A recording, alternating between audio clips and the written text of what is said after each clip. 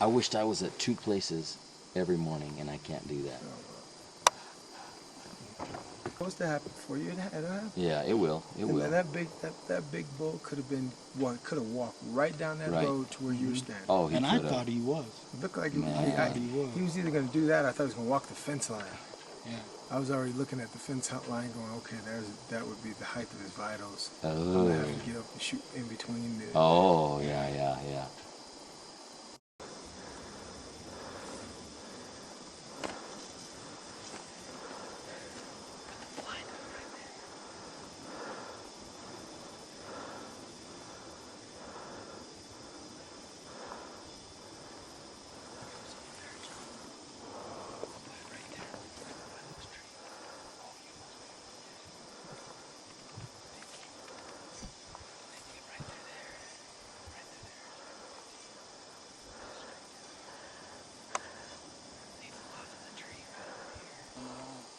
We walked from over there all the way there. Yeah, long no, way. that's a long way. But we were in elk the whole way.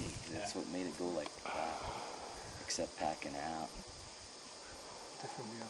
He sucked up the water that time. No, Reggie did. No water left. He drunk everything.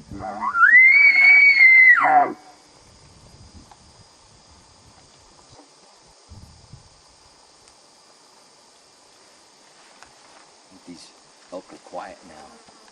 They actually talk more than we know. Yeah, they. Little trumpets like. Yeah, we're starting.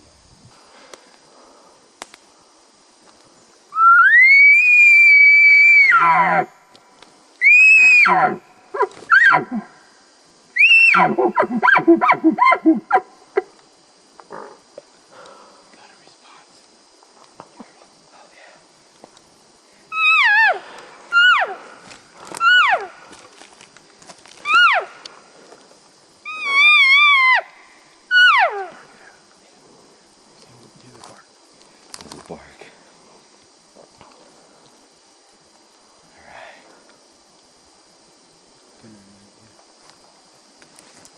Well, I tell you, we've had 2 incredible mornings already. Awesome day yesterday. Today we called in 5 bulls. That one spike came in, and You called it. There was a group of about 15. Well, I'd say 10 bulls. 10 total probably crossed in front of us. oh yeah, when we're going on the 4-wheeler. Yeah. No, when we were sitting there, the 5 came into us. Okay, yeah. They crossed. Another 10 crossed in the backside. Well, You didn't see those. I didn't see those. Oh yeah. I was absolutely. just, I back off from you so far that I just try to keep them going and coming our way. Yeah. Well, they were following the 6x6. Yeah.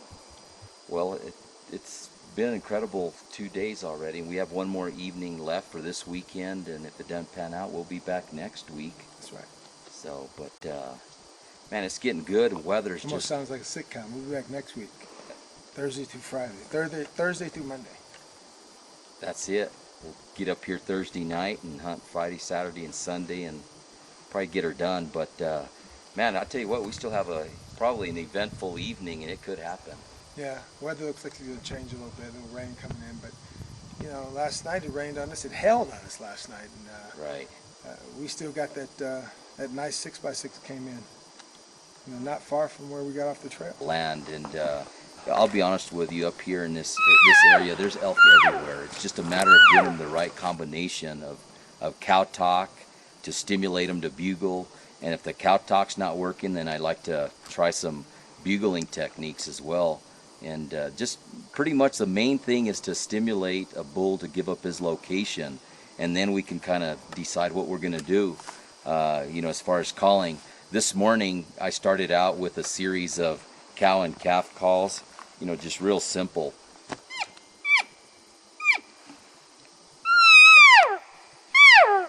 A cow with a little calf, a little lost calf just going back and forth. And that's what seemed to work on that first bull that I called in. And then, the bulls kind of shut down, and I started bugling, and I started hearing more bulls at a distance. So I kept bugling at them, and did a combination of a cows and calves together with a bull. And that called in, I think there was 3 bulls that came in that way.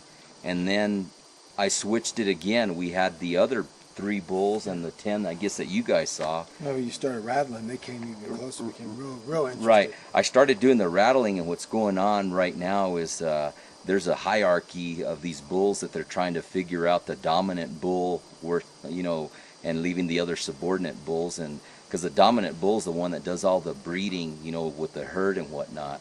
So, what I did with the rattling is I tried to simulate 2 bulls trying to fight a little bit. I didn't really do some, real loud, aggressive rattling like I've done in the past. And once the bulls pick up and they're bugling a lot harder, that's when the fighting begins even more. So, but like I said, there's a lot of techniques that we can use to stimulate these bulls to come in, and fortunately, we've been lucky enough to make the right call to have some action. Well, each time we've probably called the bull in 100 to 200 yards away, and we've closed the gap.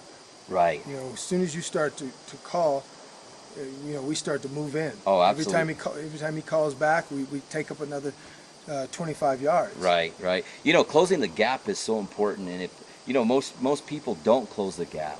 They're trying to be real stealthy, in the stealth mode, walking real slow, and to me, elk make a lot of noise. Those elk that came in this morning, man, you could hear them coming at least 100, 200 yards off. Well, you pick a tree, you go to that tree, you pick another tree, you go, you pick your terrain as you're moving forward. Right. And that helps a lot because you can sort of visualize where you need to be for the next time. Absolutely. When you get to the right spot, you're there. Oh, yeah. And seeing my key is at least to keep you within sight, and I like to back off at least 100, 125 yards from you. But if I can see where you're at and I can hear where the bull's at, that just shows me where to move. Either I'm going to move to the left or the right to put you right into the middle of the X zone. Right. And that's just key when you're hunting. And then the calls, like I said, I have so many calls. I mean, I have calls in my shirt. I have calls in my pants. I have my wind checker. This is really important. Getting that wind. Obviously the wind's going this way this morning or right now, but that's what we got to do. You just got to use a lot of calls, a lot of different styles of hunting. And let me put it in a nutshell for you. There's bulls everywhere. There's elk everywhere. When you got a guy that can call like this, you got a chance, no matter where you are. I mean, we could sit here long enough. He could probably draw a bull into this area here, which to me is, it's just right off of the road, and doesn't seem like many people come into here. But Ralph is so good at making calls. We got a chance. Every single time we've gone out, I'm not going to jinx him, but every time we've gone out, he's got us into bulls. So, I mean, all the scouting and all that's great, but when you can call like this. Well, I'm glad you have the confidence in me, Reggie. It's just fun. I've been working elk since I was 12 years old up in Silver City, New Mexico, is where I grew up in the small town of Hurley.